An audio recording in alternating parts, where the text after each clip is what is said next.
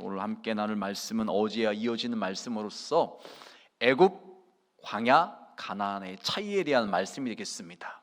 하나님께서 이스라엘 백성을 애굽에 들어가게 하셔서 430년간 보내게 하셨고, 그 다음에 애굽에서 나와서 광야에서 약 40년간의 시간을 보내게 하셨지요.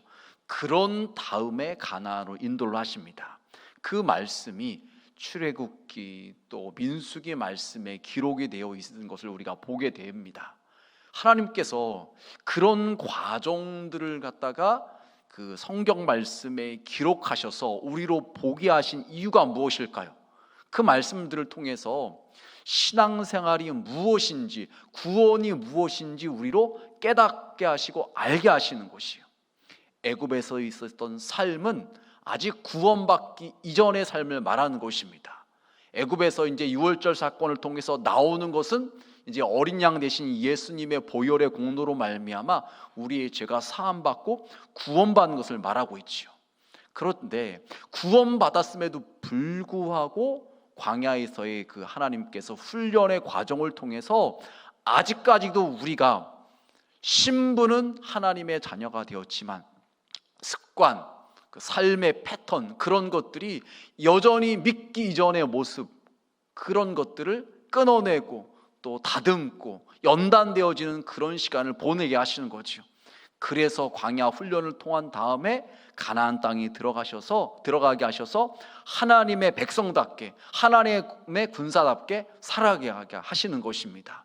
여러분, 그래서 우리는 이 출애굽기 또 민수기, 이제 어제부터 이어지는 그 여호수아 말씀을 통해서 나는 지금 애굽과 같은 상태에 있는 것은 아닌가, 광야 같은 상태에 있는 것은 아닌가, 내가 지금 가나안을 향해서 지금 가고 있는 것인가, 가나안을 누리고 있는 그런 상태인가 점검보이는 부분이 시간 되시길 바랍니다. 이어진 말씀으로서 다섯 번째, 애굽, 광야, 가나안은 먹는 양식에 차이가 있었다는 것이에요. 여러분 생각해 보시면 이해가 되실 거예요. 첫 번째로 애굽에서는 바로를 위해서 일했고 바로가 주는 양식으로 살았죠. 그러다 보니까는 이스라엘 백성들이 광야로 나왔을 때도 힘들고 어렵고 이 만나가 그들의 양식의 주된 것이 되다 보니까는 옛날을 그리워하지요. 애굽에서 있었을 때는 뭐 이것도 먹었고 이것도 먹었고 그러면서 그리워합니다.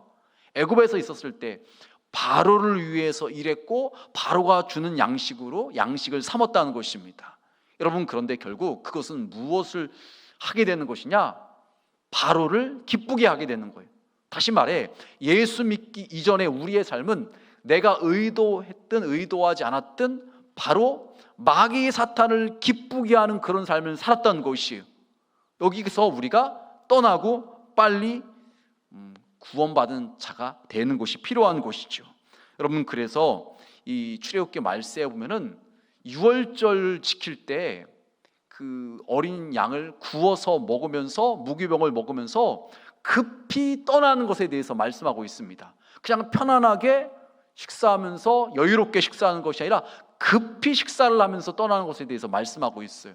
구원받았으면 더 이상 세상에서 죄악된 것 가운데서 머물러 있으면 안 되고 빨리 떠나야 됨을 말씀하고 있는 것입니다. 이 두 번째로, 광야에서는 하나님이 매일매일 주시는 만나와 생수가 양식이었다는 거죠. 이스라엘 백성들 애굽에서 나왔는데 가지고 나왔던 양식은 얼마 못 갔습니다. 그때 하나님께서 매일매일 내려주시는 만나가 그들의 양식이 되었죠. 그리고 물이 없을 때 하나님께서 물을 내려주셔서 그 물이 그들의 양식이 되었던 것입니다. 여러분, 이것은 무엇을 말을 하고 있는가요? 구원받은 하나님의 자녀들은 매일매일 우리의 만나가 되시고 우리의 생수가 되시는 예수님의 말씀을 양식으로 삼아야 된다는 것입니다. 우리는 분명 육신을 입고 있기 때문에 먹어야 돼요. 밥 먹어야 되고, 그래야지만 영양분이 공급되어서 우리의 육신이 힘을 얻고 살아갈 수가 있습니다. 그런데 분명히 예수님께서 말씀하시죠. 사람이 떡으로만 살 것이 아니라 하나님의 입에서 나오는 말씀으로 살아야 된다. 우리는 영적인 존재로서 하나님의 말씀을 우리의 영의 양식으로 삼아야 된다는 것입니다. 세 번째로, 여러분, 가나안에서는 그 땅에 풍성한 소산물이 양식이었죠. 여호수아 5장 12절은 이렇게 말을 해요. 우리 다 함께 봉독하시겠습니다. 또 그 땅의 소산물을 먹은 다음 날에 만나가 그쳤으니 이스라엘 사람들이 다시는 만나를 얻지 못하였고 그 해에 가나안 땅에 소출을 먹었더라. 아멘. 여러분, 광야에 있는 동안 이스라엘 백성들은요, 농사를 지을 수가 없었습니다. 목축을 하기도 어려웠어요, 본격적으로. 왜냐하면 하나님께서 이스라엘 백성들을 구름 기둥과 불 기둥으로 인도하셨고, 어느 때는 며칠을 머물게 했지만, 어느 때는 더 많은 시간을 머물게도 했지만, 어느 때는요 급히 이동해야 될 때도 있습니다. 계속해서 이리로 갔다 저리로 갔다 하나님의 인도하심을 따라서 이동을 해야 됐습니다. 그런 상황이다 보니까는 한 곳에 머물러서 농사를 짓는다든지 목축을 한다는 것이 쉽지가 않았어요. 하지만 이제 가나안 땅에 들어가서는 하나님께서 그들에게 주신 땅을 정복한 다음에 거기서 농사를 지고 목축을 하면서 그 땅의 소산물을 양식으로 삼았습니다. 여러분, 이것을 통해서 우리가 깨달아야 되는 것은요, 광야에 있을 때도 우리에게 만나와 생수를 주신 분은 하나님이시고, 가나안 땅에 들어가서도 이제는 하나님께서 늦은 비와 이른 비를 통해서 우리로 하여금 그 곡식을 갖다가 거두게 하셔서 그것을 우리의 양식으로 삼게 하신다는 것입니다. 여러분, 그래서 우리는 인생을 살아가면서 직장을 다니고 또 사업을 하면서 우리가 분명히 수고하는 것이 있잖아요. 그 수고를 통해서 얻지만 그것의 공급자가 되시는 분, 그것을 우리가 거둘 수 있게 하시는 분은 하나님이라는 것을 잊지 말아야 된다는 거예요. 만나와 같이 기적적으로 하늘에서 내려왔을 때만 하나님이 주신 것이라고 생각하는 것이 아니라, 내가 수고하고 노력하고 고생해서 얻은 것도 그 근원을 따지고 들어가다 보면은 결국에는 하나님께서 내려주셨기 때문에 가능하다는 거죠. 여러분, 그래서 우리는요, 이 말씀을 통해서 하나님께서 우리에게 주셨음을 잊지 말고 감사할 수 있는 자가 되어야 되는 것입니다. 여러분, 더 나아가서 이 말씀과 관련돼서 묵상할 수 있는 것은요, 어제도 제가 땅과 관련돼서 그 땅이라는 말의 언어가 에레츠라는 말이라고 말씀을 드렸잖아요. 이 말의 그 의미가 사람의 마음밭을 의미하는 것입니다. 마음밭에 씨앗이 심겨지고 그것이 자라서 열매를 맺듯이 우리의 마음도 이제는 구원받은 자가 되었으면 하나님의 뜻을 이루고 하나님께서 기뻐하시는 열매를 맺어야 된다는 것이죠. 여러분, 요한복음 4장 34절 말씀에 보면 이렇게 말씀합니다. 예수께서 이르시되 나의 양식은 나를 보내신 이의 뜻을 행하며 그의 일을 온전히 이루는 이것이니라. 여러분, 바쁘게 살아가시잖아요. 또 특세가 하다 보니까는 또 피곤하시고 지치는 것도 있을 것입니다. 중요한 것은 우리가 우리의 삶의 자리에서 학교든지 직장이든지 사업장이든지 그 있는 그곳에서 그 모든 일을 하면서 하지 말라는 것이 아니라 하면서 일상생활을 다 하면서 그곳에서 하나님의 뜻을 이루는 삶, 그것이 바로 가나안을 살아가는 삶이라고 말할 수가 있는 것입니다. 어느 곳에 있든지 하나님께서 나에게 허락한 그 삶의 자리에서 하나님의 뜻을 이루며 하나님께서 기뻐하신 열매를 맺는 것, 이것이 바로 가나안을 살아가는 성도의 삶이라고 말할 수가 있는 것입니다. 여러분, 이어서 6번째로요, 애굽, 광야, 가나안은 각각 전쟁을 하는 양상에도 차이가 있는 것을 보게 돼요. 애굽에서도 싸움이 있었죠. 광야에서도 싸움이 있었고 가나안에서도 싸움이 있었어요.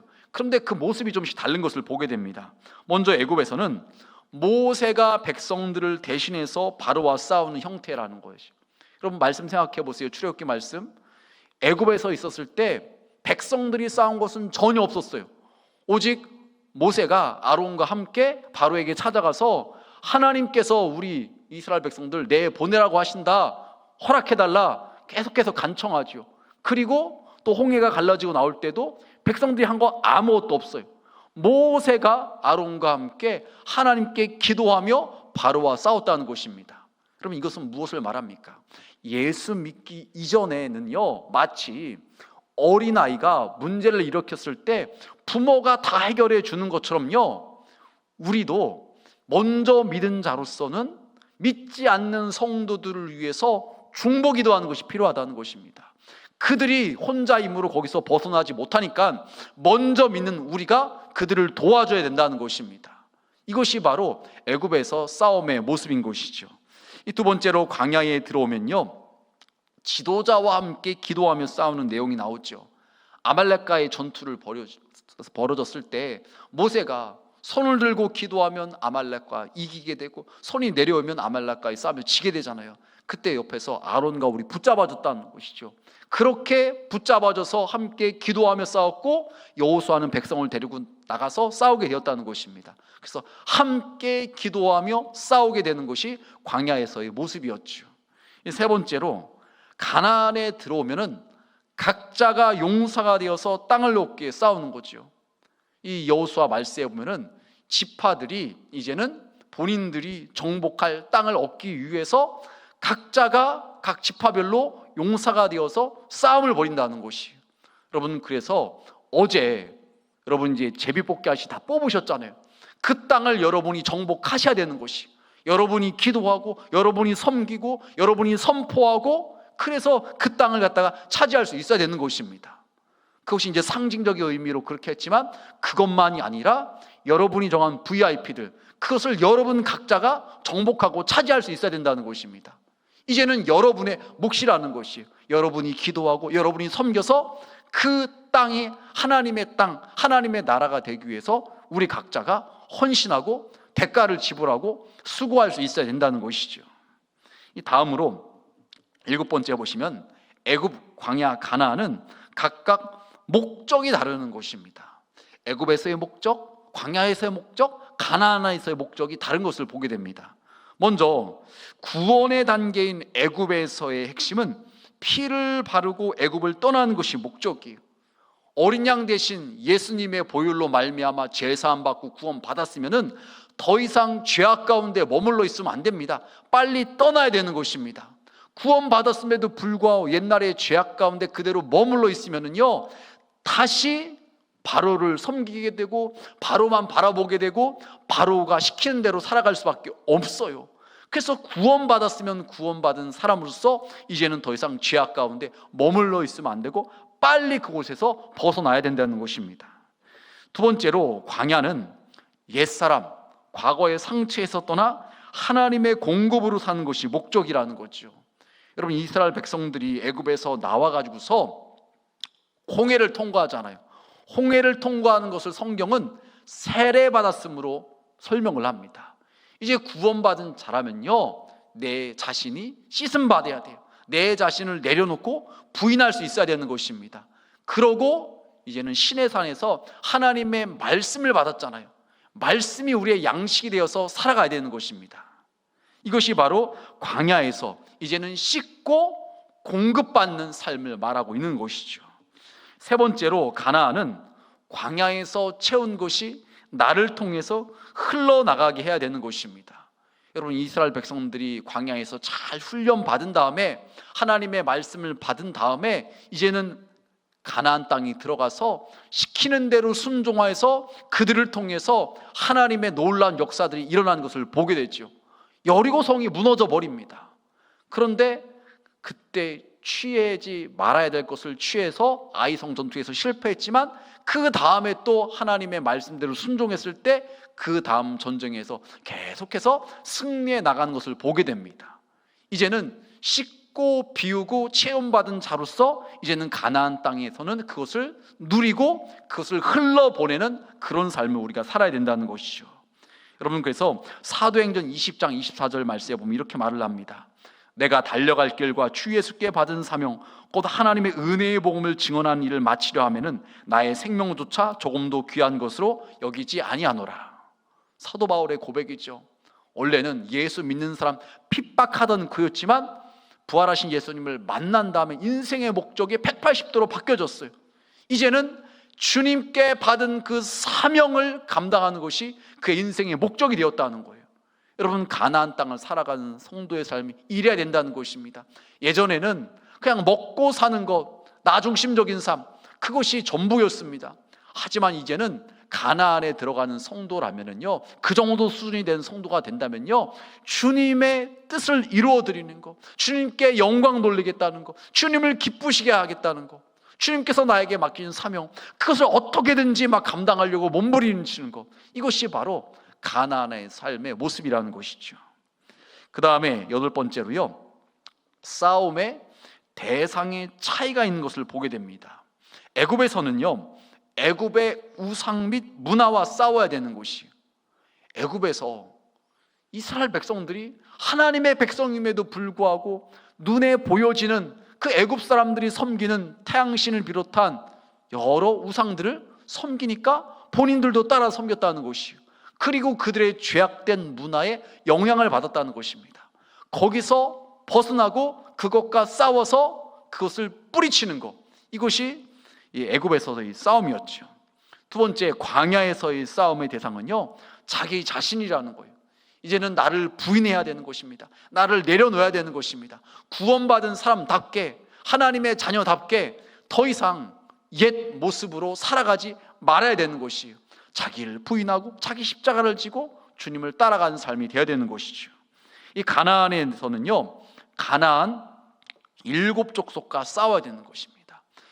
여호수아 말씀에 보면은 가나안 땅에는요, 이미 거주하고 살고 있는 가나안 7족속이 있습니다. 그들을 쫓아내야 되는 것입니다. 그들과 싸워서 승리해야 되는 것입니다. 여러분, 이것은 우리가 쉽게 먼저 생각할 것은요, 예수 안 믿는 사람들에게 복음을 전해줘서 그들로 예수 믿고 구원받게 하는 것, 마귀에게 속한 자들이 이제는 하나님의 자녀되게 만들어주는 것, 악한 영의 지배를 받고 있는 사람들에게서 악한 영이 떠나가게 해주는 것, 이거라고 1차적으로 생각할 수가 있겠고요. 더 나아가서 우리 안에 오랫동안 틀어쥐고 우리를 갖다가 옛날 모습대로 계속해서 살아가게 하는 것, 그런 악한 영들과의 싸움에서 승리하는 것, 그것이 바로 이 가나안에서의 싸움이라고 우리가 생각할 수가 있는 것입니다. 이 마지막으로 섬김과 9번째 보시면은 예배의 대상이 차이가 있는 것을 보게 됩니다. 여러분, 애굽에서는 누구를 섬겼는가요? 바로를 섬겼습니다. 우상을 섬겼습니다. 하지만 이제 구원받은 하나님의 자녀가 되었으면은요, 이제 두 번째로 광야에서는 누가 하나님을 섬겨야 되는데 여전히 내 자아를 섬기는 모습들이 나옵니다. 그러니까 원망 불평하고 투덜거리고 대적하는 모습이 광야에서 나오게 되는 거죠. 그렇지만 이제 세 번째로 가나안에서는 하나님을 높이고 하나님을 섬기는 그런 삶이 되어야 되는 것이, 하나님의 자녀답게, 하나님의 백성답게 이제는 하나님께 영광을 올려드리는 삶이 되어야 된다는 것입니다. 여러분, 말씀을 정리하겠습니다. 하나님께서 여호수아 말씀을 통해서 우리에게 주시는 메시지가 무엇인가요? 우리의 위치가 어디에 있는지 점검해 보라는 것입니다. 우리의 신앙 수준이 어디에 있는지 다시 한번 확인해 보라는 것입니다. 혹시라도 애굽과 같은 그런 상태에 있진 않은가? 광야 같은 상태에 있진 않은가?